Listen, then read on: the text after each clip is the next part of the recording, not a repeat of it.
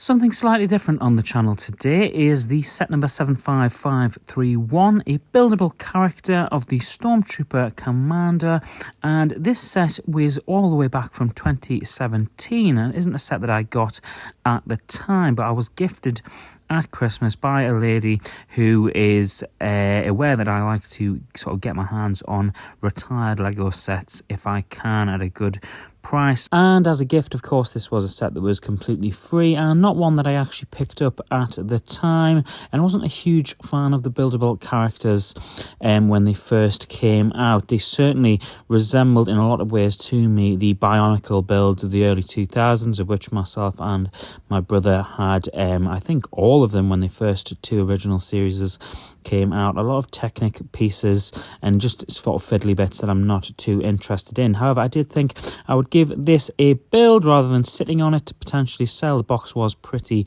damaged and I found it to be quite an interesting build. And there it is in all of its glory, and the first sort of thing of note is the instructions actually give you 2 or 3 different options to create the blaster with. There's a couple of different options rather than just having the configuration that I have stooped for, which was the very first one, which can be held in both hands. The next pick out will be no news to anybody who has built all of these or some of these, which is of course the Stormtrooper helmet. Is one piece and it's rather sort of heavy, I would say, as well, considering.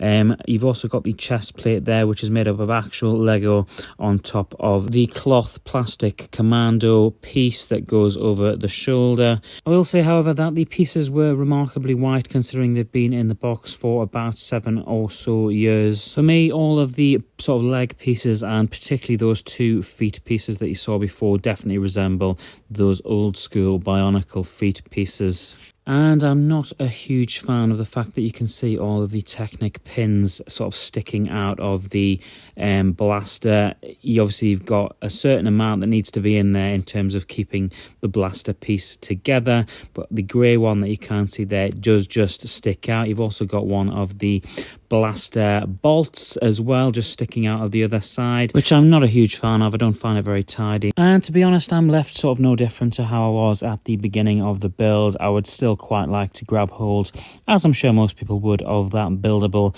General Grievous, but I'm certainly not going to start collecting these retired sets.